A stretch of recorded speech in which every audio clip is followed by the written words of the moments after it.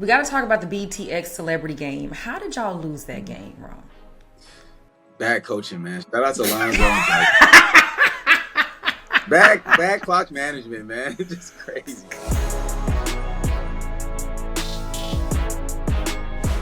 All right, we have a very special guest on the show with us today. He's an actor, model, and singer. I can't forget he's a hooper as well. You can catch him right now on this season of Godfather of Harlem, where he's playing Frank Lucas. Welcome Emmy Award-winning Rome Flynn to the Fumble. Appreciate y'all having me. Hey, she missing a couple accolades. She ain't mentioned that she was an LA Fitness All-Star, my boy. Hall of Fame in the LA Fitness out here. LA All-Star, crazy. No, hey man, we met about 10 years ago now at LA Fitness out here in LA, and I immediately noticed two things about you, bro. One, that you were an absolutely incredible basketball player, like incredible, and I say that without any merit of ego. But then also, you don't pass the ball. So my question for you, I do though. You wasn't on my team, but you know what I'm saying. I've been on your team, but you. Really? You ain't noticed. Yes, you ain't noticed because you wasn't trying to pass the ball to nobody. But, man, were you always so confident on the court, or have you gotten more confident and comfortable as you've gotten older? Definitely when I got older. You know, when I was younger, I wasn't that good at basketball. You know, in high school, I think when I was a junior, freshman, sophomore year, I didn't make the team, right? Mm-hmm. And then as a junior, I barely made the team. And believe it or not, like, I didn't have no offensive game. I guarded the best player. What? School. Swear to God. No offensive game. I was like the most like athletic and like hustled more than anybody. I didn't score ever, and then I barely played. And then senior year, you know, during the summer, I was locked in at the gym. I was like, man, I want to be better. All my friends was just listening to game together, you know.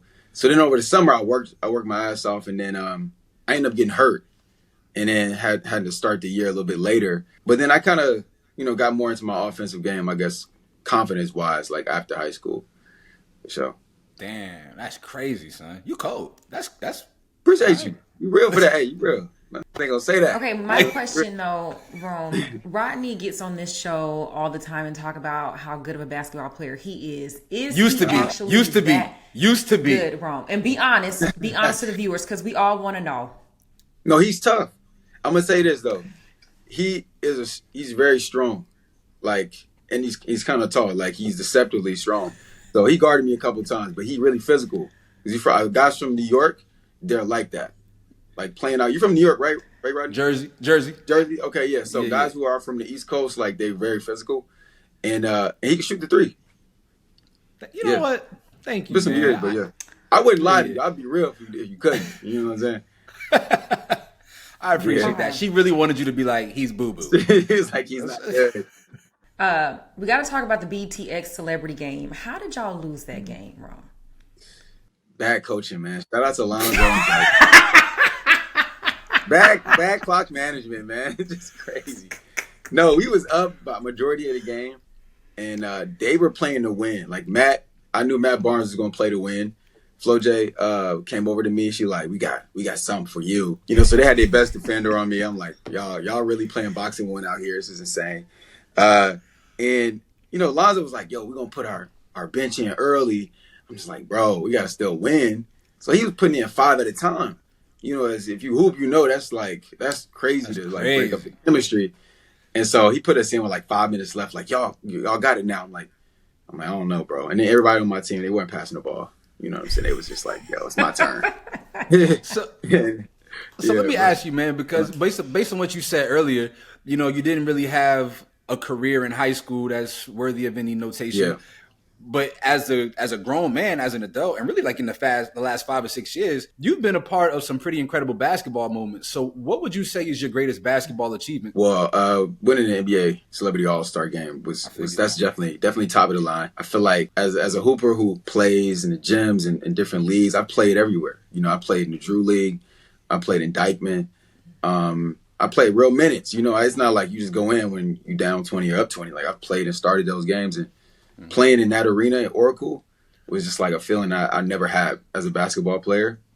And it was packed in there because I felt like there was a certain nostalgia to like going back to that arena because, you know, they moved to Oakland. And so a lot of those like Warrior fans just wanted to be in that arena again and watch and watch a game in there. So it was packed, man. And that stadium holds about 19,000. It was probably close to like 15, 14,000 people there. To play in front of that crowd and play relatively well was just like, it's like a dream come true. All right, but when anybody has a good game in certain cities, LA, New York, Atlanta, Miami, DC, and I would think All-Star Weekend in the Bay would fall into this category. There's always extra motivation, courtside, sideline, good eyeballs on you. Yeah. So to have a good performance in front of I'm being very, very light with my language. Rome knows what I'm saying. Rome knows what I'm saying. Yeah. What was the inspiration behind your performance at All-Star Weekend? I'm gonna be honest. I went into it being like, yo, this is just a good time. But the competitive nature in me is just so strong. And I was just like, I don't want to get out here and do too much. You won't be the guy that's going too crazy, trying to do too much. But we had a practice the day before, right? At the practice, both teams came and we did like a short, we scrimmaged at the end, but we did work on some drills and stuff, right? But for me, that was a moment to show everyone that I could hoop because no one knew I could play. I kind of joined the team last minute. I was just like probably a week or two before they added my name. You know what I mean? And I had been trying to get in there for like the past couple of years. And so I was like, y'all actually got to play in the practice so I can show the coach I can hoop. And Barry Bonds wasn't there, but like one of the guys was there. And so during the actual practice, I was playing for real, getting in my tween, blah, blah, blah, And then they were like, oh, okay, you can play. So then that was enough for me. But then my guy that coach, he trains. Chris Brickley? Chris Brickley was there. And he was on the other team. And my man didn't practice. He was like, nah, I'm not. He just wants to play in the game. I'm like, okay, cool. And so I'm like, that's kind of crazy. So he just watched us practice. And so the game comes around. And we were in the line, they were asking us questions about the game. And they asked me, like, if I wanted to win MVP. I was just like, if it happens, it happens. Like, if somebody poked a bear, then I'll play for real. But if not, I'm going to keep it chill. And then Chris got on there and said, look, I'm going for MVP. He said, I want this. I was like, damn, now I got to have it. Now I got to go. Say that. I need it now. But it sucked for him because he didn't play in the practice and then they didn't know he could hoop. And so he did not play that much. It was just like, bad decision for him not to play in the practice. But that really motivated me at that point, and then the first quarter I was chilling. And then I realized that Barry Bonds didn't know I could play. And then the second, 2 Chainz knew I could hoop because I kicked it with Chainz a lot. And then, second quarter came around and I didn't start. And I was like, oh yeah, I can't play around no more. Like, cause he was moving guys in and out. Like he felt like he wasn't playing well. Like, so then the second quarter started and I started playing seriously. How difficult was it to get the guy? Cause you had some characters on your team. Was it hard to get Kai and Drewski serious? Yo, no, those guys were serious, but they just silly, man. Like Kai wanted to score so bad. He was like, man, I just want to score one. Actually, he told me he wanted to score. I think it was like 6. He had like an over. You can bet on the games. You can bet on. Yeah, you can bet on like who can win MVP, who's gonna score what, and I don't know. Maybe he bet on himself. He was like, yo, I need to score like 6 points. I was like, I hope you score like 2. You know what I'm saying? And which I did, which was dope. But Drewski was out there just throwing the ball up. He did hit 1 3 though. He hit 1 3, but you ain't put no money on yourself. I couldn't even bet on myself. I wasn't even on there. That's how underdog I was. Yeah. Oh, damn, that's crazy. What a travesty, because you could have cashed out. Yeah, but everybody else lost their money crazy, I'm sure. I'm sure. Man, you from the Chicago area, right? Yes, You've been in LA for how long now? I've been in LA 10 years. 10 years, man. Time be flying. Yeah. Who has the better hoopers, LA or Chicago? Chicago, for sure. I only say that because that was real strong, Rome. The homies is gonna see Chicago. this. Like, yeah, I know they're gonna see it. That's cool, but I hooped in the city and then hooped in LA. The thing is, the culture around basketball in LA is just a little bit different. It's almost like they come together like with unity when they go watch the games. Now, being in New York, when you go to Dykeman, like, it's very divisive, and so like you'll have half of the crowd like rooting for the guy from Harlem, half of the crowd rooting for the guy from the Bronx. Like, it is very, like, they take it very serious for basketball in New York. And so in LA, everyone is kind of coming together, and they don't really pick no sides, but as far as like basketball players go, I think guys in Chicago just a lot hungrier. Guys in LA a lot more flashy. They want to get the oohs and ahs. I think the guys in Chicago just dogs, more dogs in Chicago to me. They killers. Yeah, that's what I think. That's what I feel. Killers. Okay. All right, Samari, I gotta ask this question because, like I said, when you're in LA and you hooping, you end up playing against any and everybody, right? Yeah. So, and LA is so small, the community is so small. Even sometimes we're connected in ways that people can't even imagine. So, give me your starting five of entertainers, celebrities, and influencers that you think would be a hard out against anybody. Well, me, for one, for sure. We're gonna put me at the one. We gonna put, what's my man name? He just played in the BT. I think he's pretty solid. He like 6'8", 6'6". Sharonis? Nah, Party. Okay. Oh yeah, okay, yeah. He played college ball. Yeah. Yeah, he could play with me any day. Okay. So him, I will put Chris Brown on that list. I don't know if he's still hooping. He can still play. Who else is nice? Ooh, a lot of these guys are nice. You skipping two that I know are homies adjacent. One is from Chicago. One is from Jersey. Stilo. Oh, Stilo, yeah, but he don't really hoop that much no more. Well, because his ankle. But historically, think back prime Stilo. No, for real. When I first got here, he used to get busy. No, that's my guy. He definitely playing. Yeah. Who else I miss? You could make an argument. Some would make an argument because he's strong, attacks the basket with much force. Mike. Jordan? Yeah. Oh, that's how I feel, but I don't know. That's my guy. But I would add him because I'd add him just for chemistry purposes. You know, him and Steele, they probably like play hard together. You know what I'm saying? All right. So yeah, you're not sold on that, but it's cool though. If there's anybody else later you want to add into the mix, you let me know. We can just I got to think about that, man. I'm like, who actually really can go like that as far as entertainers? I don't really add the athletes, like guys who play different sports, like T.O. Yeah. Playing against T.O., you'd be like, oh, you're different. Yeah. Oh, Tank. Who? Tank. Tank a hoop? I didn't know that. You never hooped with Tank or Jay Valentine? I did hoop with Jay Valentine, but I never hooped with Tank before. Yeah, man. Yeah, they still be hooping in LA. Game. We got other people. Game when he used to play in the Drew. He was a wild boy though. But yeah, there used to be fight out there. It's been a lot of 1v1 talk lately. We just had Mike Beasley and Lance Stevenson go head up in a very sexually charged game. I don't understand. That was crazy. I don't know what Beasley was on. Mike is crazy. Yo, he different. I love this dude though. I love him though. It's like the mind game was crazy. I think that worked. I ain't gonna lie. He kind of shit. Yeah, but after the game was over, he kept it up. So I don't know if he was actually playing a mind game or if his mind just lives in that space. I said that, Rodney. It was and I give you, Samaria. I give you credit, Samaria. You said that. You did. Okay. You did. We also saw Jeff Teague and Brandon Jennings going back and forth, yapping it up. If you had to call out one person to lock horns with in a 1v1, right? Somebody that you feel like is your peer, either in talent on the court or professional success off of it, who would you want to go mano-a-mano against? I don't know if I'd pick anybody in the industry. I mean, you could say, I don't know. Guys seem to think that Chris Brown, I forgot J. Cole, by the way, to say that these guys are really good, and I respect that. I don't think they can mess with me. Like, I don't think it's even close.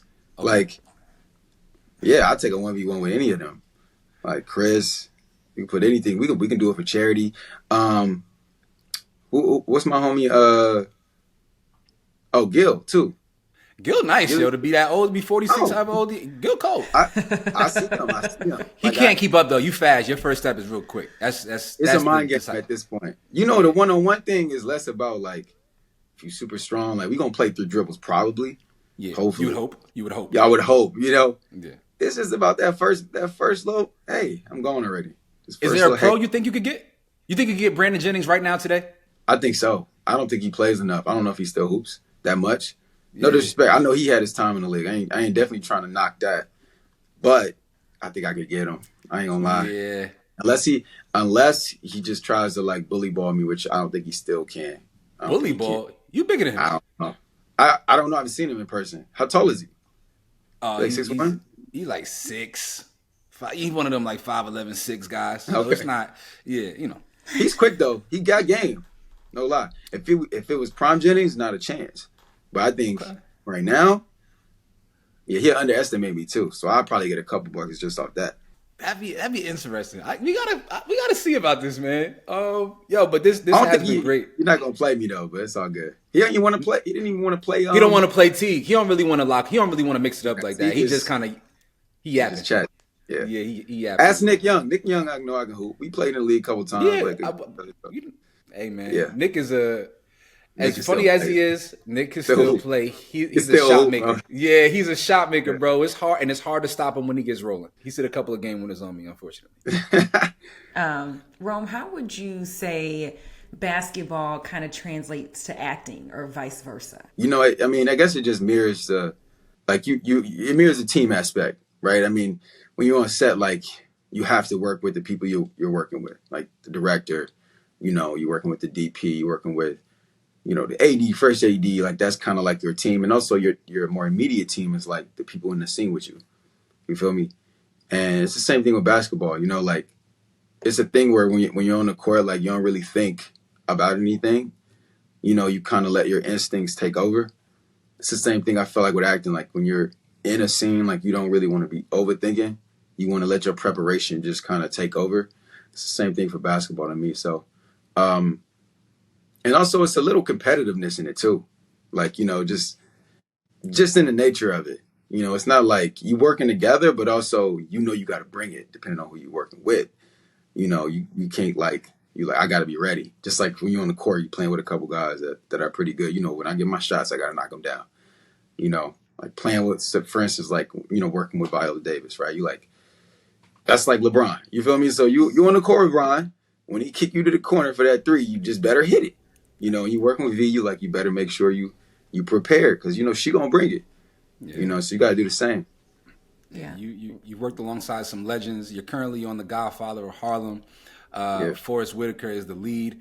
This is your first season on the show, man. You've also shared a screen with myself on Chicago Fire. That's right. That's neither here nor there. You know what I'm saying? My God, yo. Hey, but what's great. That's dope. Yeah, man. We'll talk more about that. But how's your experience on The Godfather of Harlem been so far, in playing Frank Lucas, especially because Denzel has already, played that role in American Gangster. So did you go back and watch Denzel, or did you completely want to create a new character in your own depiction of Frank? Yeah. So for one, I mean, definitely just a dream come true. As an actor, you get into in this business to get the kind of responsibility to play characters like this. Now, you wouldn't want this responsibility early on, I feel like, in your career, but, I'm 10 years in, and I feel like every role I've done up to this point really prepared me to play Frank. And, yeah, just like I said, working with Viola, kind of mirrors working with Forrest Whitaker, both Academy Award winners, both giants in the field, and just incredible. And they both have amazing careers. And the pressure is there as well, too. Working with V at the point where I did, the show was on its 5th season, and that particular storyline was huge coming into that show. And then also for this, Frank Lucas has been a character that Godfather of Harlem fans have been asking for from the beginning, because, this show has a certain historical precedence that they follow a certain timeline of events that actually occurred. And so if you follow Bumpy Johnson's life, at some point that Frank Lucas meets Bumpy Johnson. And there are, certain aspects that we take creative liberties on, but for the most part, it's pretty accurate, especially certain huge events that happen through the season. So for me, playing this character was a big responsibility, right? Because I wanted to breathe new life into a character that sort of had already had his story open and shut. With Denzel, it's like anything he touches, it just becomes his, And it didn't feel like a tall task in the sense of him doing it before me.